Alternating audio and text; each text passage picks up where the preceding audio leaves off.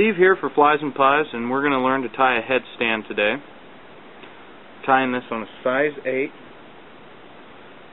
scud or shrimp hook, grub hook. Seen them with packages saying lots and lots of different names. Basically, this is a 3X heavy, kind of a radical bend. We like it because it'll actually stand up on its head when it's done. And take our bead chain eyes, we're going to tie them in on top of the hook. We figure 8 wrap this right next to the eye. 3 or 4 wraps one way, 3 or 4 wraps the other way, go under a few times, go over a few more times.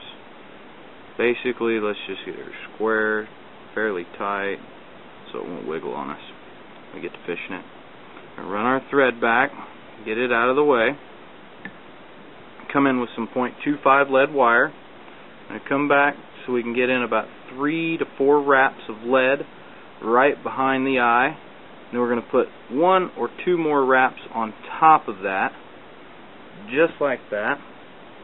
Nip this lead out of the way. And we're going to go on back, way back and around the bend of this hook.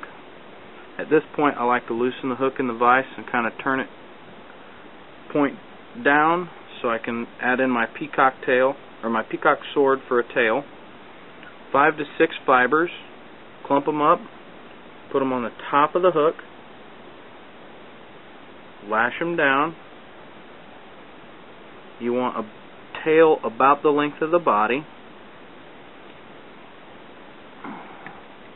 All those scragglies out of the way, make sure we got it nice and right on top of the bend of the hook, or on top of the shank of the hook. We're going to come in with a black rooster hackle, and this is a cheap Indian or Chinese dry fly neck. Again, it's just plain black neck, real cheap hackle. This is more for effect than anything. It serves, I don't know, I think it makes it look really, really buggy. Now we're going to start dubbing this body, which I like to turn it upside down at this point to do so. This is going to be a green body with a brown head. We'll get to that in a minute. But first, let's start with this body. There's some dubbing going on our thread here. I don't use wax. You could use wax if you like wax. I don't like it. I think it goobers up my thread and my fly too much. It's just me. Some people love it. Some people don't. We're going to bring this in. We want to build a nice taper on the body. It starts out real small and it gets real fat. You could add some wire in. When we tied in that hackle, you could put in some wire to counter wrap and add more strength to the hackle. But I've found this fly actually tends to completely fall apart. You lose your eyes and all kinds of things start coming off of it before you have that problem. And I've used this fly to fish for nothing but bluegill before and never had a problem with the fly, with the hackle breaking before the rest of the fly began to fall apart. I've also fished this fly before and had no hackle on it, and it's been just as effective. So again, the hackle really, I think it just makes it look a lot more buggier to me. Maybe not so much to the fish. Go ahead and turn it back straight, get it a little easier to get to here. Pick up a little bit more dubbing. Getting to that point almost. We are going to tie in some rubber legs. For the rubber legs, I like to use a square rubber, the spinnerbait skirt material. Most guys call it. Most tyers call it. I like that because it's a little stiffer, and these legs actually help the fly stand up. So being stiff is a good thing on this. We want them to be nice and stiff to help the fly stand properly on its head. Just a little bit more here. There we go. That's why guys like to use wax, because then they say they don't have that problem. But I always had that problem even with wax, so I don't use wax.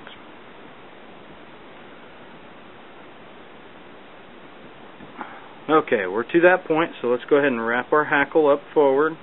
Just going to palmer this like you would on a woolly booger or a woolly worm or a woolly something or other with hackle on it.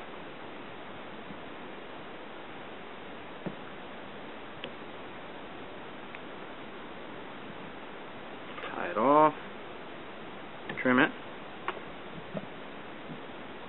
Come in with our peacock sword again. We're going to tie in a beard.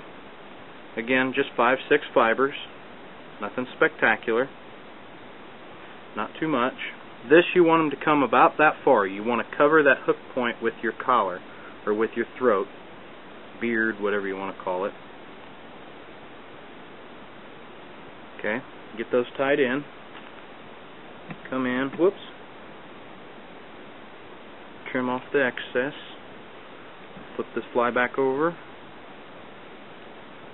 Here's where we tie in our rubber legs, our square rubber. I fold it in half, and I put my loop up right between the eyes. Just kind of hold it there, lash it down. Don't go too tight with this because we do want to be able to move these legs a little bit when we're done into the place we want them. We're going to come back with a little bit of our green dubbing. That's a little more than a little bit.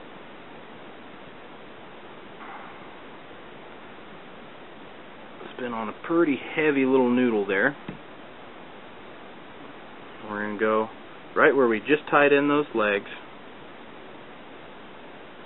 Make a pretty wide little ball there of dubbing. That'll separate those legs nicely. Now we're going to change color dubbing to this ginger color. This stuff can be fairly sparse because we are on top of that lead now, and we're actually just kind of trying to cover up these eyes and the lead and everything, just trying to finish this fly off now. All we're really doing with this ginger. So we've covered up the lead. Let's go ahead and cover up the eyes. That's that. Let's tie this bad boy off with a couple of whip finishes. There's one there. Whoops. Try that again.